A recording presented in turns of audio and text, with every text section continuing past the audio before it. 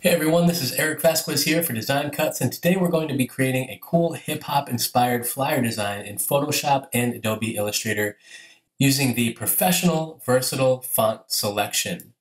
Now this is a great bundle full of awesome typography, awesome fonts that you guys can choose from, but for the purposes of this tutorial, we're just going to be using some outlined words and phrases that you guys can experiment with in order to get the results for the flyer design. So let's start by opening up Photoshop.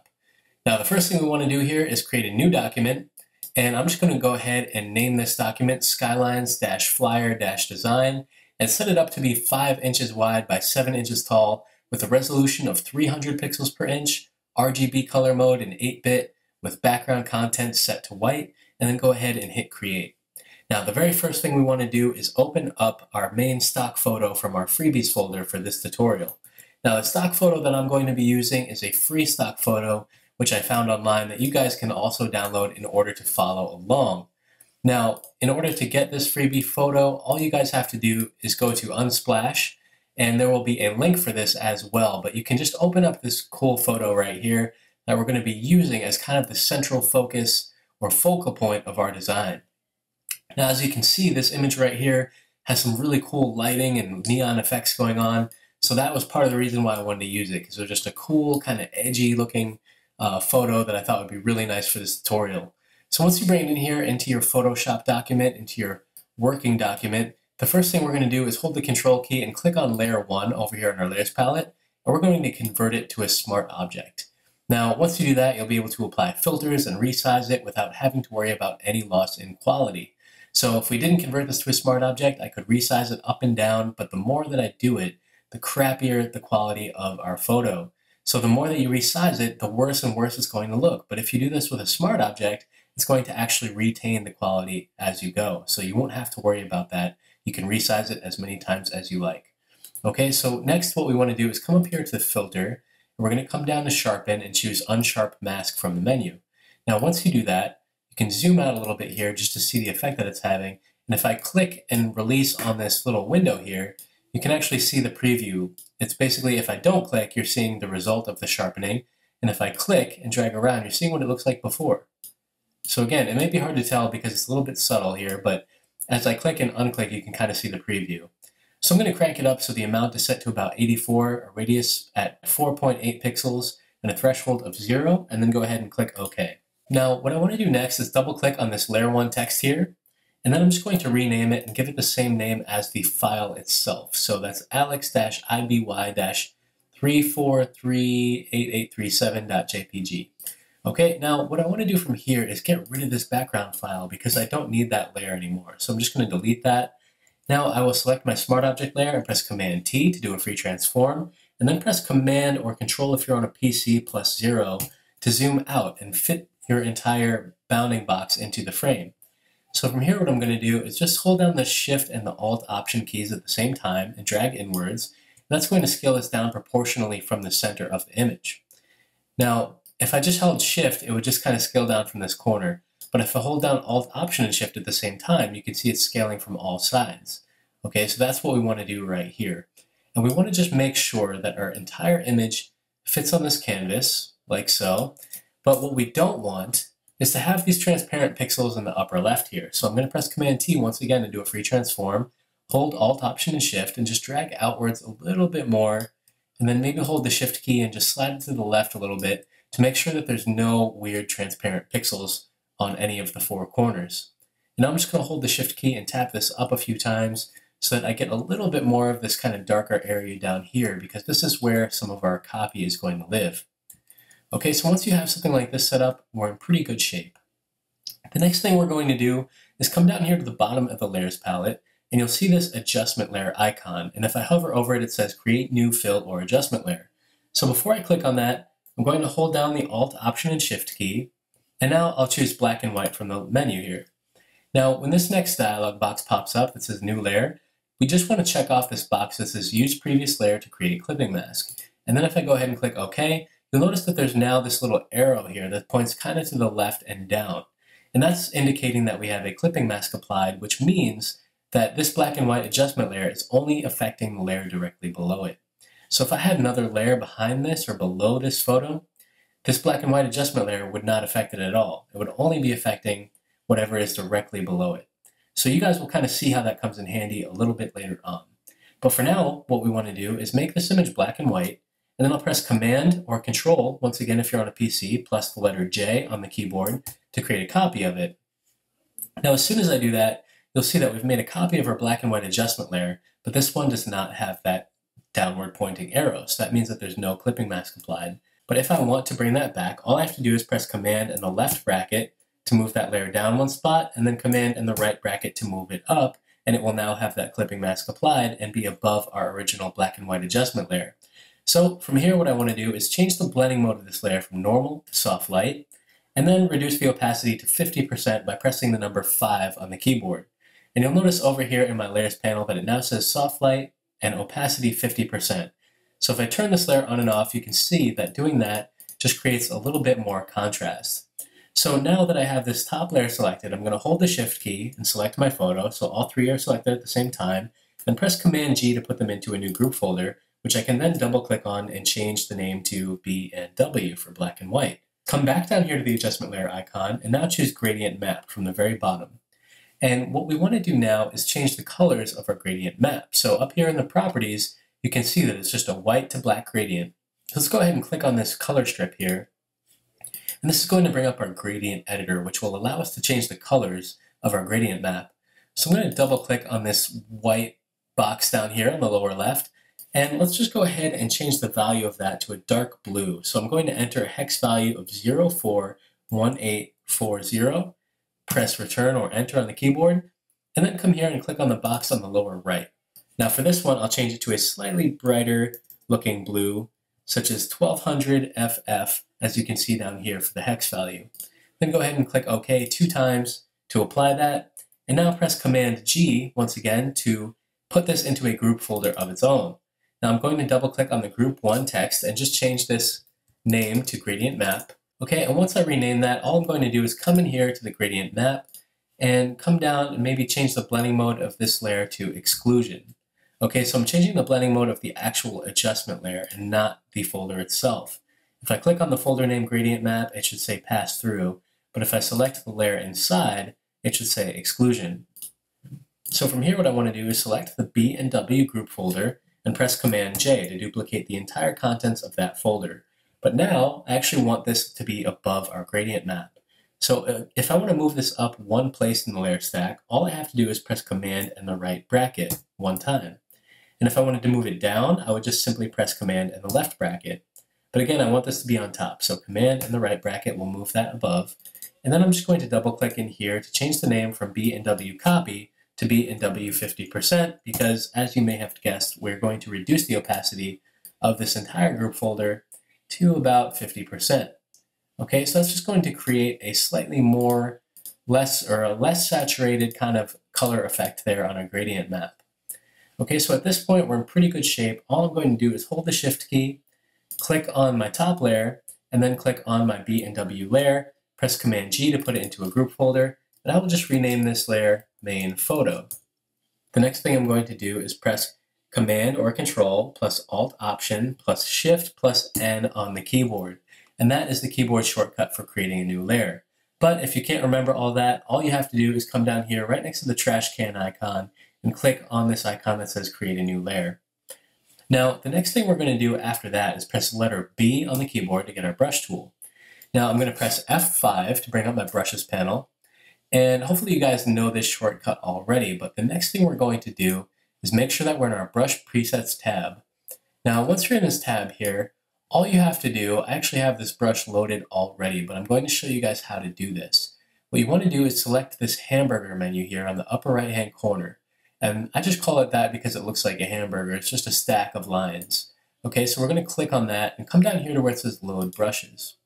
Now, once you click on that, you want to navigate to the Photoshop brushes inside of the freebies folder for this tutorial and select the paperbrushes.abr file. Now go ahead and click Open, and once you do that, you should see this brush loaded here to the bottom of your panel. By default, it's set to about 2500 pixels, but the brush itself is called Aged Paper 12. Okay, so once you have that loaded up, go ahead and click X on your brushes panel. Now, the next thing you want to make sure that you have here is a solid white foreground color. So if you look over here on my toolbar to the left side, you can see that I have white as my foreground color. Now, if you have a different color in here, that's fine. All you have to do is press the letter D on the keyboard to get your default colors, and then press the letter X to toggle back and forth until white is set to the foreground color. Now, once that happens, all you want to do is click one time over the entire image. Okay, so you should now have this kind of grungy paperbrush applied to your entire image. And from here, what I'm going to do is press Command or Control plus T on the keyboard, hold down the Shift key, and just scale this up a little bit from the lower left-hand corner. Now I can just press Return to apply the changes, and I'm simply going to rename this layer Aged-Paper 12, and then just press Return to apply that change. Now I'm going to double-click on the layer to bring up my Layer Styles dialog box. Now, once you're inside of here, what we want to do is actually blend this brush in a little bit more with our photo. So one of the cool features that you can use here that not a lot of people tend to take advantage of are these blend if options on the bottom. And what most people don't know is that you can hold down the Alt Option key on the underlying layer bottom part here, and you can actually split these dividers up, split these two tabs apart. And as I do that, you can see that it's actually bringing back some of the darks from our original photo. So as I slide that to the right while holding Alt and Option, I want to move this over so it's set somewhere between 35 and 40, as you can see here. And that looks pretty good. So once I have that, I'll go ahead and click OK, press Command G to put this into another group folder of its own, and let's just go ahead and call this Paper Brush. Now, once I have this paper brush set up, what I want to do here is click this small arrow next to the main photo group folder to reveal or expand the contents of the folder inside. And now I'm going to select the B and W group folder. I'll press Command J to make a copy of it, and then Command in the right bracket 1, 2, 3, 4 times to move it to the top of the layer stack. And what I want to do now is double click on the name, and I'm going to change it to Glitch FX. Okay, and you'll see why in just a second. So what I want to do from here is double click on this group folder layer, and up top here I'm going to change the blend mode from pass through to lighten. And the next thing I'm going to do down here where it says advanced blending, you'll see under channels it says RGB, and they're all checked off. So what we want to do here is just uncheck the green channel and then press OK.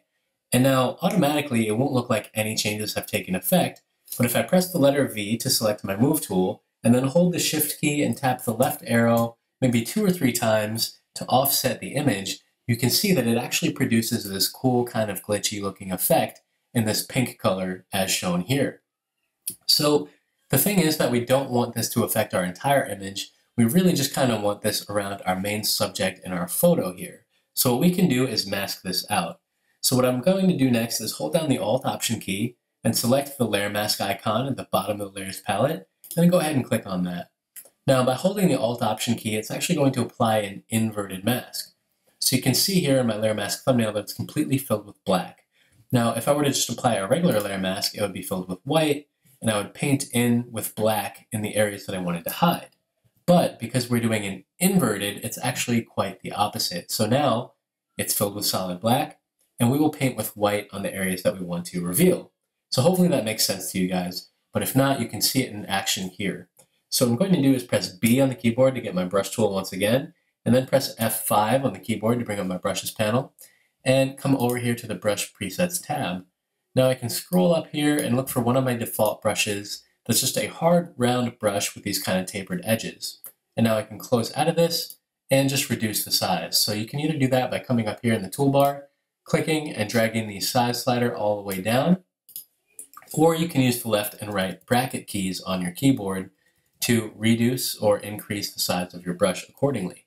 Now as long as you have a solid white foreground color here, all you have to do is come in and brush over your subject or this main kind of photo of our guy here that we're going to brush in to reveal the glitch effects. Okay, so you want to make sure that you're brushing over his face, over the neck, over the shoulders, and everything like that, okay? But what we don't want is the background. So if there's any spot that you mess up or you think you may have gone too far, all you have to do is press X to get a solid black instead of white, and then maybe reduce the size of your brush and just go back in there and clean it up to, once again, kind of hide those areas that you don't want showing. Okay, so you should end up with something like this, and it looks pretty good so far. Now we're only seeing the glitch taking effect on our subject, right? And if I turn that layer on and off, you can see exactly what I mean. Okay, so from here what we're going to do is add a little bit of this pink color to the background. So I'm actually going to add another new layer into my layers palette here. But first I'm just brushing in the rest of this area to make sure that everything is showing up. Okay, so once you're happy with that, come back down here and click on the Create a New Layer icon, and then press the letter G on the keyboard to get your gradient tool. Now, if you look at the top toolbar here, you'll see that I have a radial gradient selected, and it appears to be a solid fading to a transparent color, which is exactly what we want. However, we don't want white to be the foreground color. So I'm going to press X to toggle it, and now I should have black. And if I click on that, I can come in here and change the color of my gradient. So I'm going to try FF00FF, which is this hot pink color, like so. And then go ahead and click OK. And now I can press and click in the center of my image and just drag outwards, and I will create a radial gradient. And you'll see that it just fades from that hot pink color to completely transparent so that it blends much better with our photo. Now, what I like to do here when I'm creating any kind of light or color effects is actually try some of these different blending modes. So I think for here, I'm going to try lighten, and I may move this over towards the upper left-hand portion of my image, or maybe down here, kind of above the shoulder and the neck. Now, anytime I'm doing this, I like to build up a few copies of my lights and change the blending modes as I go. So what I'm going to do is press Command J on the keyboard to make a copy. And now I'll change that blending mode from lighten, maybe to soft light. And you can see that it produces a much more intense looking effect. Okay, so I've got the lighten gradient on the bottom, and then the soft light version just above it on top. So what I can do now is select the top layer, hold the Shift key and select the lighten version just below, and press Command J to duplicate both of those layers at the same time. And now I can just click and drag to move these up towards the upper part of my image. And if I want to, I can actually resize these. So in order to resize these now, I can just press Command or Control plus T on the keyboard, hold the Shift key, and drag outwards from any of the four corners of the bounding box to scale that up. Now I'll just place it more up in the corner here like that, press Return when I'm happy with the size and placement of my gradients, and then you should still have these two selected in your layers palette. So once again, I'll press Command J to make another copy of both of those layers. Now this time I'm going to place them in the bottom corner here, and I'm going to select this soft light copy on top and just delete it so that all I have left is this lightened copy here. Now I can kind of see how that looks with the other parts of my image as well. So I may decide that I want to remove this soft light copy on the upper left-hand corner, or maybe just reduce the opacity of it a little bit to bring down some of that intensity. But that's a really good way to kind of build up some gradual color and lighting effects as you go. So once you're happy with all of your pink lights, what you want to do is select the bottom one, scroll up to the very top, hold the Shift key and click on the top layer. So you now have all 5 or 6 copies selected simultaneously. Now what we want to do from there is press Command G to put them into a group folder, double click on the group 1 text, and change this to pink lights like so. All right, and from here what we want to do is apply a couple of adjustment layers to our overall image. So I'm going to come down here to the adjustment layer icon and choose Hue Saturation, and all I'm going to do here is move the middle slider, the saturation slider, up until it's set to around 42 or 43%. And if I turn that layer on and off, you can see that it's really just making those colors pop and bringing a lot more kind of contrast and brightness into the image. So the next one that we're going to apply is to come back down here and we're going to put a levels adjustment layer. And this time I'm going to move the left slider in towards the right until it's set to about 21. Okay, and that's pretty good. And now we'll come down to the adjustment layer icon one more time and add a curves adjustment. Now this time under the properties, you can see that we have a grid. It's basically a 4x4 grid. So what I want to do here is click to make a point right in the center of the grid. And I'm going to move this slightly down and to the right so that the input is set to somewhere around 140 and maybe the output is set to around 113 or so. Somewhere about there, just to get more contrast out of our overall image. So it's going to make it a little bit darker and just make it look a little bit cooler at the same time.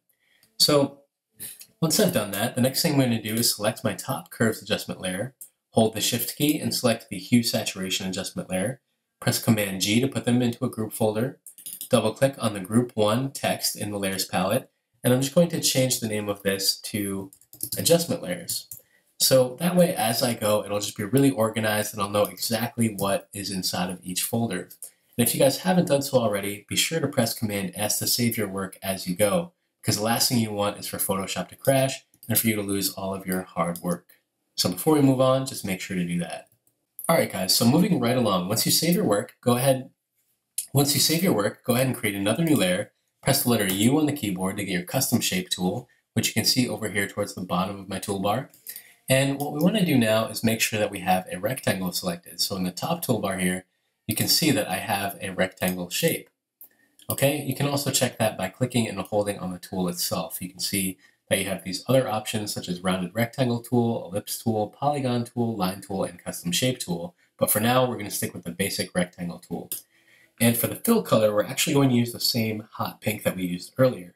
If you don't see this hot pink color selected automatically, all you're going to do is click on this fill box up here, and then click on this kind of rainbow gradient spectrum icon in the top right, and you can manually input a hex value. So right here you can see we have the same hex value from before, FF00FF.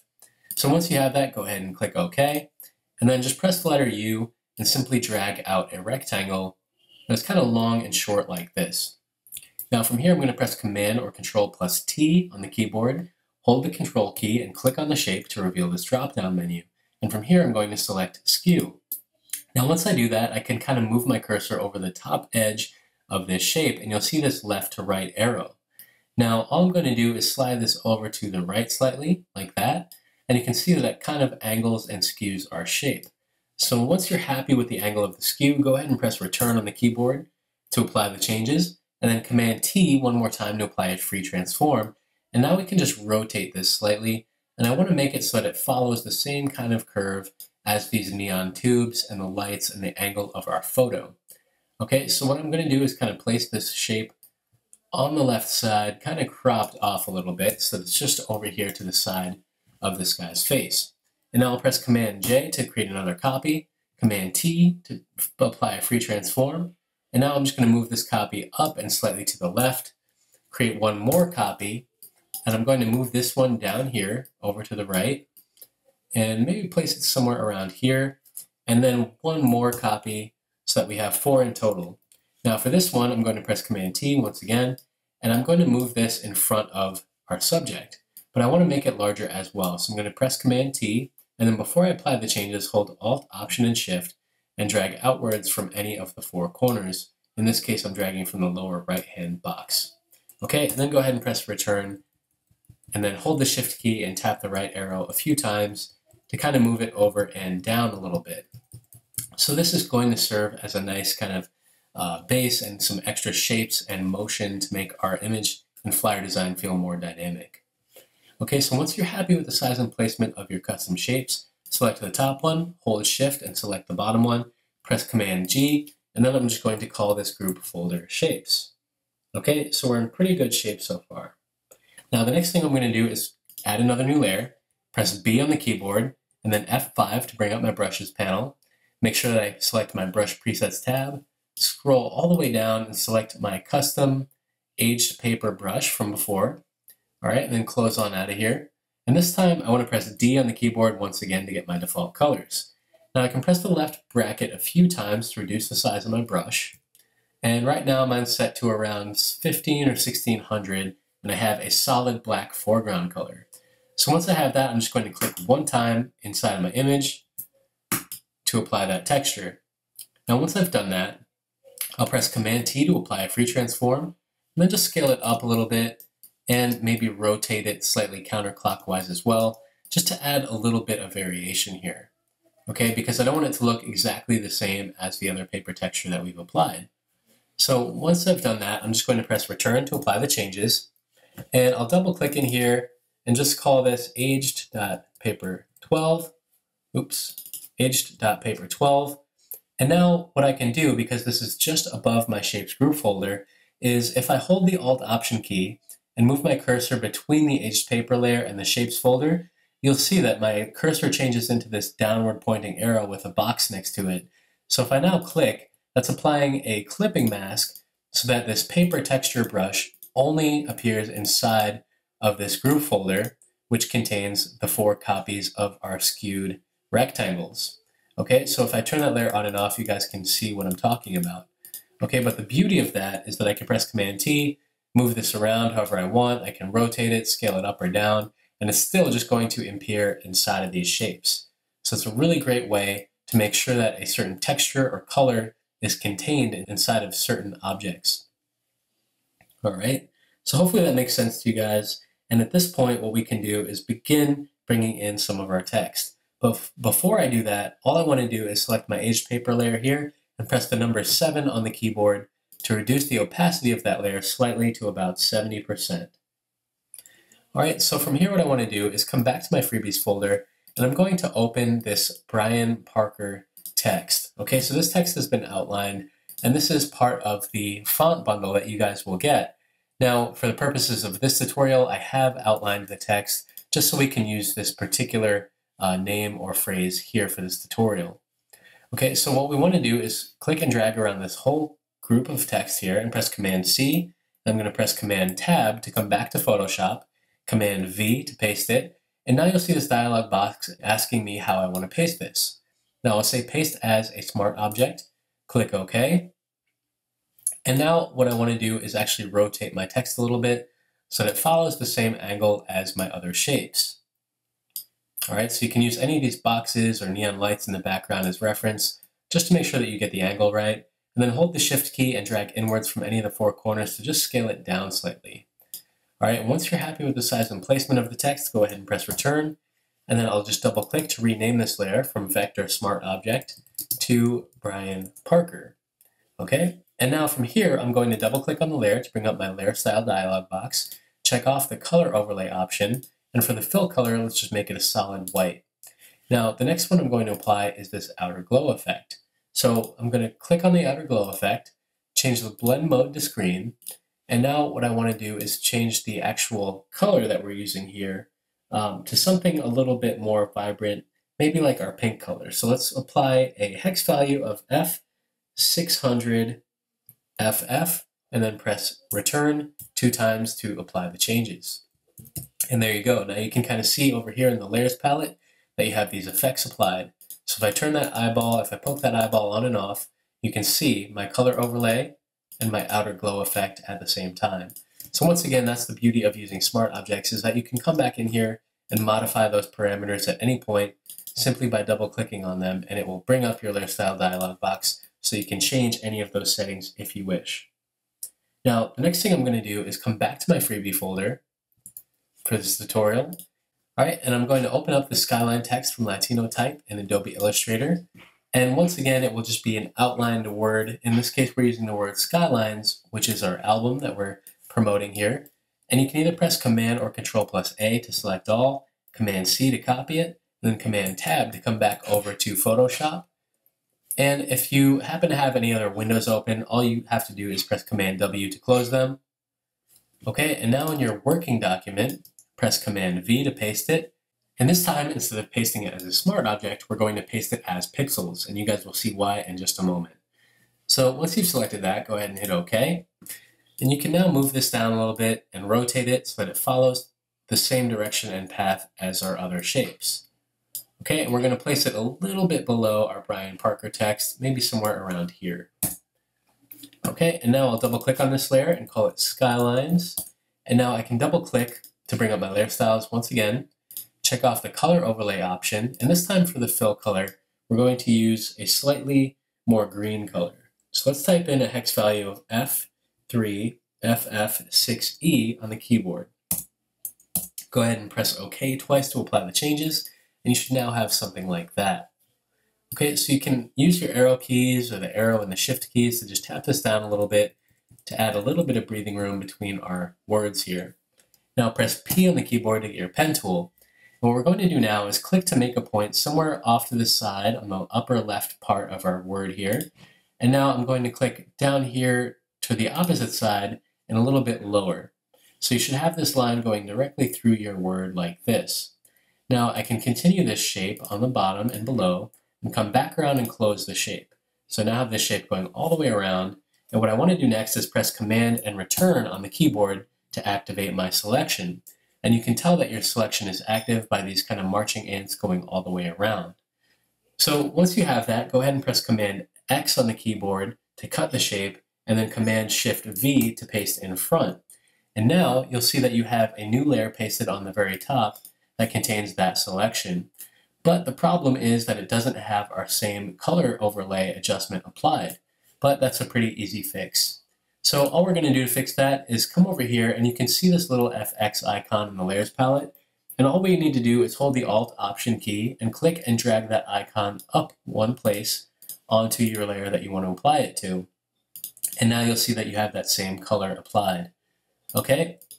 So what I want to do just to help keep this organized is double click on the Layer 2 text, and I'm going to rename it Skylines Bottom, and then press Command and the left bracket to move it down one place in the Layers palette, and then double click on the regular Skylines text for our layer, and I'm going to type in Skylines and just add top on the end. So Skylines Top is on top, Skylines Bottom is on the bottom, and hopefully that makes sense. Okay, so now all we're going to do is select the top Skylines top layer, and I'm just going to tap the arrow key maybe up and to the right a few times, and then maybe bring it back down, just to create this cool kind of like glitchy effect like that. So it looks like it's just been sliced through all the way across the letters. Now you should end up with something kind of like this, and it's a pretty cool looking effect. Okay, but the next thing we want to do is just come in here and make sure that we don't have any weird spaces or gaps like we do on the Y and the letter N. Now if you do, all you have to do is create a new layer. So just come down here to the Layers palette, create a new layer, press B on the keyboard to get your brush tool, F5 to get your brushes panel, come over to the presets, scroll all the way up so that you can get one of your default brushes like the one we used earlier. We just want a hard round brush. Click X on the panel there to close out of it. And now I can just make this brush a lot smaller so that we can be a little bit more precise. So that way we can come in here and just kind of manually fill in that little space. Okay, so I'm going to press Alt-Option on the keyboard, sample some of that color, and then just literally paint on top of those little gaps. Okay, so now you'll see if I turn that layer on and off, that it's covering in and filling those two little spaces. Okay, so we're in pretty good shape now. We have our artist name, Brian Parker, and the title of our album with this cool kind of glitchy effect. So if I select my top layer, I can double click in Layer 2 and just call this either Overpaint or Fix or whatever you want. And now I'm going to hold the Shift key and select the Skylines Bottom text layer, and then tap the up arrow a few times just to move that up. Now I'll come back to my freebies folder for this tutorial, and we're going to import our next line of text. Okay, so the next thing we're going to bring in here is our new album promo copy from Set Sail Studios, which I've had to outline for the purposes of this tutorial. But this is using the font Backlash, which you guys will get. It's an awesome combo font that you will get with the full bundle, and it just has this cool kind of small caps version, as well as a really nice cursive handwritten looking font that we use for our Brian Parker text. So there's a couple of nice variations in there, along with a lot of other cool fonts. So once you're back over here in Photoshop and you've copied your text from Illustrator, press Command V, and we can paste this one just as a regular smart object. The reason I pasted the other one as pixels is because we were slicing it through the middle, which you can't really do with the smart object.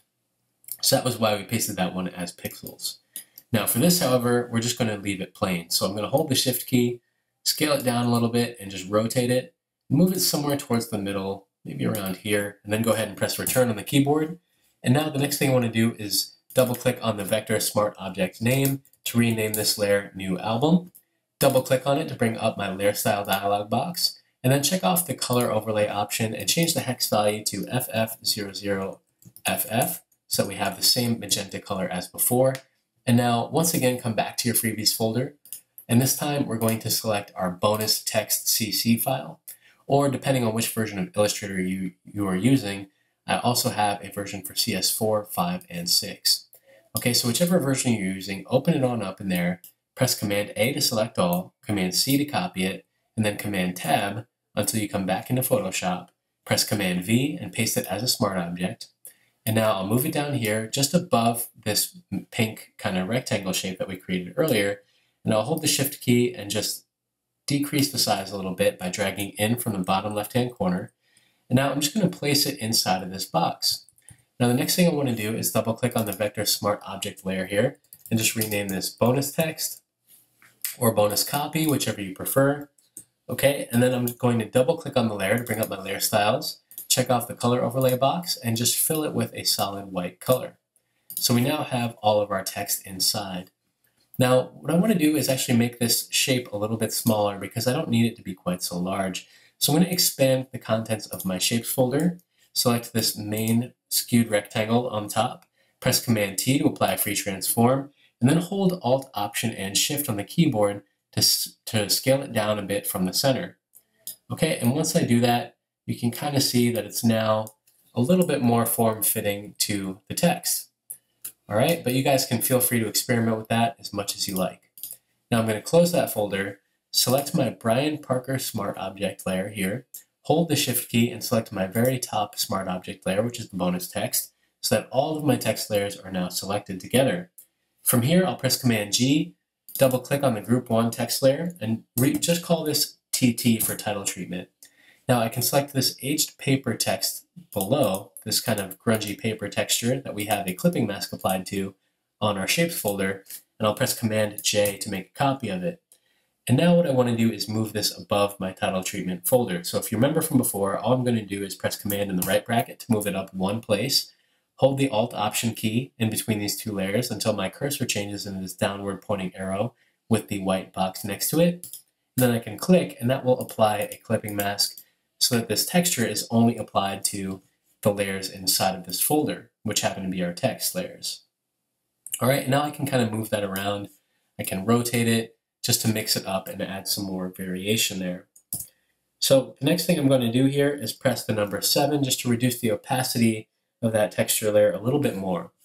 Now I'll select my TT group folder, come down here to the adjustment layer icon, and this time I'm going to choose levels. Okay, and then because I want this to be above the texture, I'm going to press Command and the right bracket on the keyboard. Now from here what I want to do is move this left slider inwards until it's about set to around 33 or so, and then I will move the right slider in until it's set to around maybe 228 or 229. Okay, and if I turn that layer on and off, you can see that it's just adding a bit more contrast to that texture. So it's looking pretty cool. Now, the last thing I want to do here, just to add as a finishing touch, is to add a nice texture on top of everything. So I'm going to select this paperbrush group folder all the way in the bottom, press Command J to make a copy of it, and I'm going to click and drag it all the way to the top of my layers panel. I'll double click on the paperbrush copy group folder name and just remove the word copy off the end. And then all I'm going to do is reduce the opacity to 30% by pressing the number 3 on the keyboard. And now, at this point, we have completed our Skylines flyer design in Photoshop. So as you guys can see, we've used some really cool fonts here to advertise for Brian Parker's Skylines new album coming out November 3rd, 2017, along with the bonus text here that lets you know that you can receive a couple of bonus tracks from the album with a special discount code. So in addition to that, we showed you guys how to create some cool glitch effects on this free stock photo while incorporating some free Photoshop brushes, geometric shapes, and cool color and lighting effects to create this truly dynamic and inspiring flyer design in Photoshop. So once again, I encourage you guys to try some of these effects and techniques on your own work, and we would love to see what kind of stuff you come up with on your own. And also be sure to check out the Professional Versatile Font Selection Bundle for some of these fonts and way more. There's over 200 variations and styles in this bundle that you guys can use to step up the quality of your work right now. Thank you guys so much for watching. Once again, this is Eric Vasquez here for Design Cuts. I hope you guys have enjoyed this tutorial, and we'll see you next time.